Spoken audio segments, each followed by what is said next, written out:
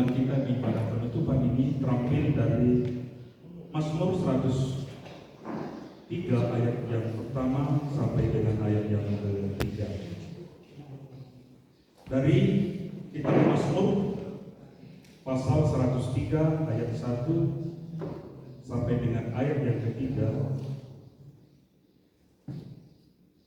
Pujilah Tuhan, hai jiwaku, dari Daud. Pujilah Tuhan, hai jiwaku, pujilah namanya yang kudus, hai segenap batinku. Pujilah Tuhan, hai jiwaku, dan janganlah lupakan segala kebaikannya. Dia yang mengampuni segala kesalahanmu, yang menyembuhkan segala penyakitmu. Sedemikian bagian daripada pembacaan firman Tuhan yang menjadi renungan kita. Sekali nari menjua membantah kerina. Menjua. Saya merenung dari Mazmur ini, Mazmur yang sangat dalam sekali.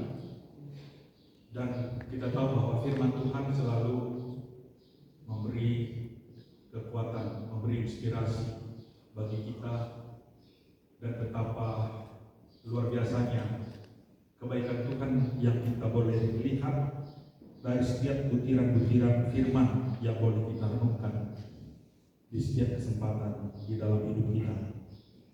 Di sini kita lihat dari Mazmur Daud, dia yang pertama, di ayat yang pertama, dia berseru, pujilah Tuhan, hai jiwaku. Kata puji dulu itu adalah berasal daripada hati orang yang mau merenung. Orang yang merenung itu adalah orang yang, dan itu juga kekhususan seorang manusia. Ketika kita disebut makhluk atau ciptaan yang segambar dengan Tuhan, maka salah satu cirinya adalah kita boleh merenung, bisa merenung. Dan hanya kitalah manusia yang bisa merenung, karena kita memiliki roh. Sehingga orang yang mau merenung itu dalam bahasa yang lain sering kita pakai meditasi ya. Meditari itu mengunyah-ngunyah sampai menemukan inti, substansi. Itu merenung. Orang yang memuji Tuhan itu adalah pasti orang yang mau merenung, mau menghitung. Tadi kecaplah itu bahasa yang dipakai Daud ya, di Mazmur yang berbeda. Kecaplah itu, mengecap itu, mengunyah-ngunyah tadi, mau merasakan. Dan orang yang mengecap, merasakan, mengunyah-ngunyah itulah yang akan keluar pujian yang tulus, yang berasal dari hati, bukan karena ikut-ikutan, atau bukan karena hanya sekedar kebiasaan, tetapi keluar dari hati yang terdalam. Dan pujian dari hati yang terdalam itulah yang abadi. Dan Daud di sini, pujilah Tuhan, hai jiwa. Dan yang kedua tadi dia sebut itu dengan segenap batin. Pujilah Tuhan, hai jiwa. Pujilah namanya yang kudus. Nama itu selalu identik dengan karakter.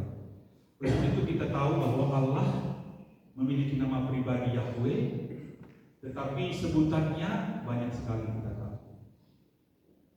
Salah satu yang paling terkenal yang sering kita nyanyikan juga adalah El Shaddai. El Shaddai, Allah Maha Kuasa.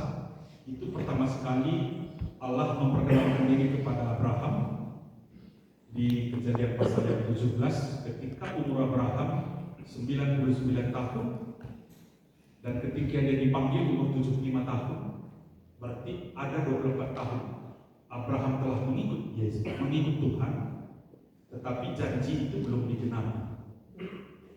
Anaknya belum ada. Pada saat umur 99 tahun, lalu Allah menyatakan diri dia adalah El Shaddai kepada Abraham. Kejadian pasal yang ke-17. Dan di sana dari nama Allah Maha Kuasa itu, Allah mau meneduhkan Abraham di dalam janjinya. El Shaddai adalah dari kata Shaddai itu dari kata Sad. Sad itu adalah tempat seorang bayi yang menyusu pada ibunya. Itu Sad. Artinya bahwa diandaikan Abraham itu seperti seorang bayi yang menyusu kepada ibunya, apakah yang dikhawatirkan seorang bayi ketika dia menyusu pada ibunya? Apakah yang dibutuhkan seorang bayi ketika dia menyusu pada ibunya? Dan di sana bahwa kita pelajari seorang bayi tidak butuh apa-apa ketika dia ada di pangkuan ibunya, ketika dia menyusu pada ibunya, karena di pangkuan itu dia mendengar detakan jantung ibunya, dan di pangkuan itu dia menerima susu dari ibunya, dan susu ibu itu melampaui segala susu yang ada di dunia, dan dia tidak butuh apa-apa. Artinya nama El Shaddai yang diperkenalkan Allah kepada Abraham, aku seperti seorang ibu kepadamu, dan harusnya aku yang meneduhkan engkau, yang meneduhkan hatimu, bahwa tetap tenang di dalam janji. Karena kita tahu di dalam Bilangan 23 ayat 19 bahwa Allah pasti menepati janji, dan tidak ada janji Allah yang tidak digenapi. Jadi nama yang kudus itu adalah, pujilah namanya yang kudus. Nama itu sendiri melekat dengan karakter Allah. Oleh sebab itu tidak sembarangan Allah selalu memberi namanya. Rafael, Allah yang menyembuhkan. Ya. El Roi, banyak sekali kita tahu nama-nama sebutan yang diberikan Allah kepada umatnya, kepada nabi-nabinya, tetapi nama itu selalu melekat dengan karakternya. Namanya yang kudus, artinya bahwa nama Allah itu berbeda dengan nama-nama yang lain. Nama Allah itu memiliki spesial dalam hati setiap orang percaya. Nama Allah itu selalu menggetarkan bagi orang yang mengenal karakternya. Nama Allah itu selalu melekat bagi setiap orang yang merasakan kasih Allah. Oleh sebab itu, nama seseorang yang berkesan bagi kita selalu melekat dalam pikiran kita, memori kita. Dan kita bisa introspeksi. Nama siapakah yang paling kita ingat dalam hidup kita? Ketika kita bangun pagi, nama siapakah yang muncul pertama sekali? Karakter siapakah yang ada di dalam benak kita ketika kita bangun di pagi hari? Dan yang pertama itu muncullah sesungguhnya Allah kita.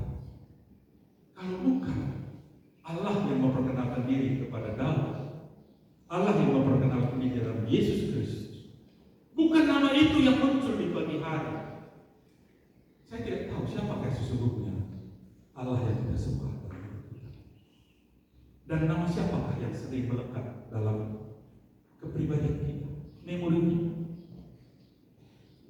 Dan Daud mengatakan, pujilah namanya yang kudus. Artinya bahwa nama Tuhan itu harus spesial bagi setiap orang yang mengenal Dia. Hai segenap batin, jiwa yang pertama, batin yang kedua. Memang sedikit berbeda ya kalau kita belajar trikotomi, dikotomi. Itu perjanjian lama lebih condong dia ke dikotomi, bahwa ada tubuh kita, fisik, ada bagian dalam kita, itu roh, jiwa, itu satu kesatuan di dalam perjanjian lama. Kalaupun di dalam perjanjian baru ada lagi jiwa, psike, ada hati, kardia. Tetapi banyak lagi, ada lagi hati nurani, sinedesis.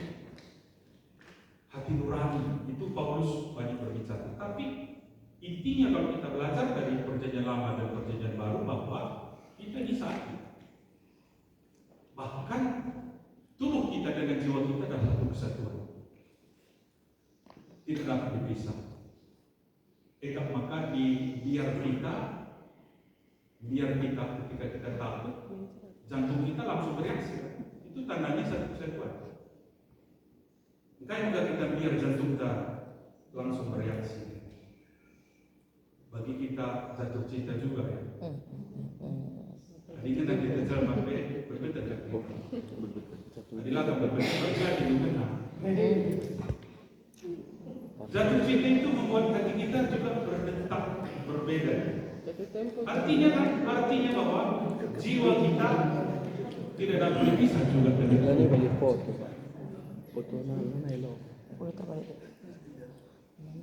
dan ketika dia sebut jiwaku, bagianku itu sesungguhnya adalah dirinya seutuhnya, bukan dipisah. Makanya kan pasti orang itu selalu nyambung. Kalau dia hormat secara batin akan terlihat dari gestur tubuh. Dari pakaiannya ke gereja itu kan terlihat. Ada orang kaya dulu di istana pernah ditampar karena dia pakai celana pendek ke istana presiden, karena dia tidak hormat. Walaupun hormat itu bisa juga diklarifikasikan dengan rumus-rumus yang berbeda, tetapi yang paling inti, hati seseorang akan terlihat dari gestur, cara menyebut. Bahkan mata kita juga, wajah kita juga akan terlihat. Makanya kan kalau orang psikolog tahu dia dari terwajah membaca wajah sendiri, kadang tahu apakah orangnya tulus atau penipu gitu. Karena memang hati itu selalu tercermin dari wajah, mata, gestur. Kalaupun kita dapat bersandiwara, tapi pada akhirnya akan terlihat asli, original. Dan kadang untuk mengetahui seseorang, kadang orang yang punya ilmu, pengetahuan tidak butuh waktu lama, langsung dia tahu. Jadi di sini adalah kesatuan seutuhnya. Seutuhnya adalah menyembah Tuhan. Dan Daud di ayat kedua kembali dia mengulang di ayat yang pertama, pujilah Tuhan hai jiwaku, dan janganlah lupa segala kebaikan. Tuhan yang membuat kita punya memori, dan memori kita melampaui sesungguhnya laptop. Laptop ini punya limit, kadang 7 tahun kita pakai kalau non-stop. Saya pikir bisa nggak nyampe 7 tahun? Bahkan coba laptop dipakai non-stop 7 tahun. Tapi ya, coba kita bayangkan pikiran kita. Bapak berpengang laos dulu di Batam minggu lewat 10 hari lewat. Umurnya mencapai hampir 91 tahun. Tetapi dia punya memori luar biasa. Biasanya kan orang tua itu cenderung memorinya ke masa lalu yang lebih dominan. Bapak paling putra, justru kejadian-kejadian yang kemarin dia tetap ingat. Bahkan kejadian yang 2 hari 3 hari yang lalu, ya itu. Yang saya kagumi bukan diri, tapi yang saya kagumi sang pemberi memori kepadanya. Bahwa sesungguhnya luar biasa memberi memori kepada kita, bisa mengingat. Coba bayangkan kita kehilangan ingatan di tempat itu. Langit dan kebujamuli, jaga langit dan rupai Nora.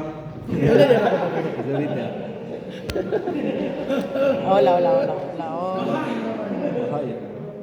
Tetapi yang sering sekali ironis dalam hidup, dia yang memberi memori, tapi justru dia yang kita lupa.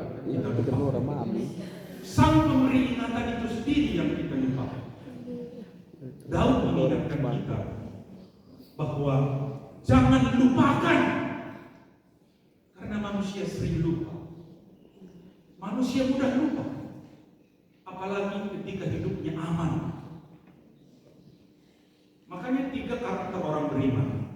Lihatlah ketika dia aman. Lihatlah ketika dia dalam bahaya. Lihatlah ketika dia sendiri. Di versi yang lain bisa, lihatlah orang bagaimana ketika dia kaya. Lihat ketika dia miskin. Lihat ketika tidak ada orang yang melihat. Apakah ketiga-tiganya sinkron? Kalau tidak sinkron, dia belum beriman sesungguhnya. Karena pistos iman itu selalu berbarengan dengan setia. Jadi orang yang mengaku beriman itu selalu sejajar dengan kesetiaan. Orang yang setia itulah beriman. Orang yang beriman itu setia. Jadi dan di sini jangan lupakan segala kebaikannya.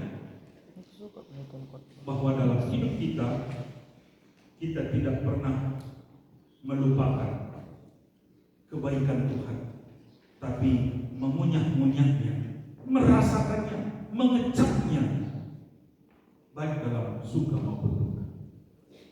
Bahkan di dalam duka sekali, banyak sekali Tuhan berbuat kebaikan. Bukan hanya suka, di dalam duka itu. Dan saya selalu mengandaikan sekolah yang mahal, sebuah ilmu yang mahal selalu kita dapat dari sekolah yang mahal.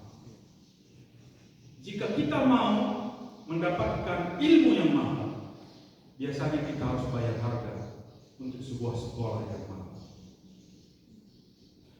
Oleh sebab itu ketika Tuhan membawa kita dalam sebuah kehidupan yang tidak gampang, ketika Tuhan membiarkan kita dalam perjalanan yang sulit, ada harga yang mau diberikan Tuhan, ada nilai yang mau diberikan Tuhan yang luar biasa di dalam hidup. Jadi memori kita diajak tahu mengingat kebaikan, bukan keburukan.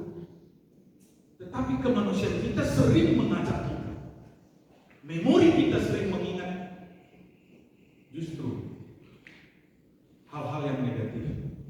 Sama dengan kita bertemu dengan orang, sering kita mengingat justru kejelekan atau keburukannya, atau hal-hal yang negatif yang pernah dia lakukan, daripada kita mengingat kebaikan teman kita.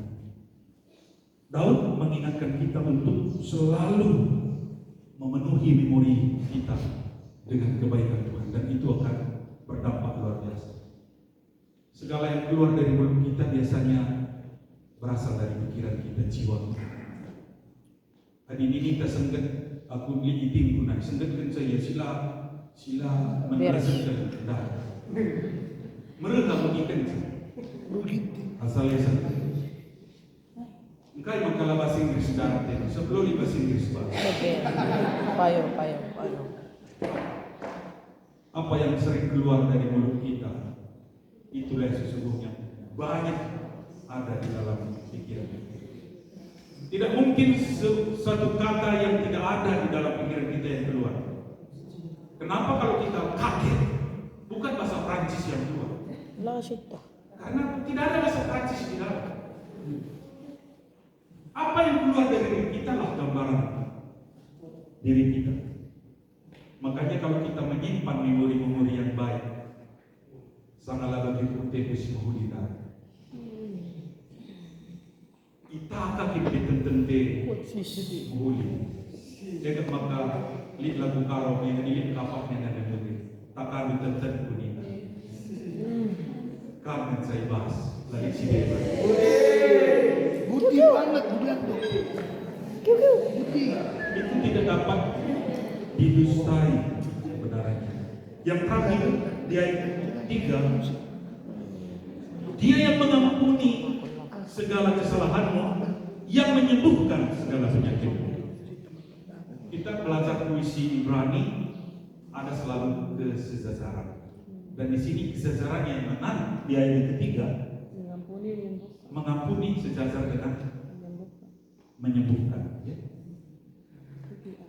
Jadi dia yang mengampuni kesalahanmu, yang menyembuhkan segala penyakit.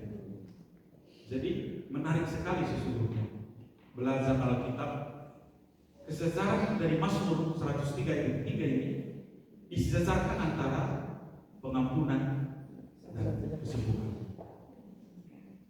Dan mungkin teman-teman di Jedago membuat dia dekat belajar berbagai-bagai untuk penambahan skill juga baci menjalin komunikasi relasi teman bersuara-suara sekretar.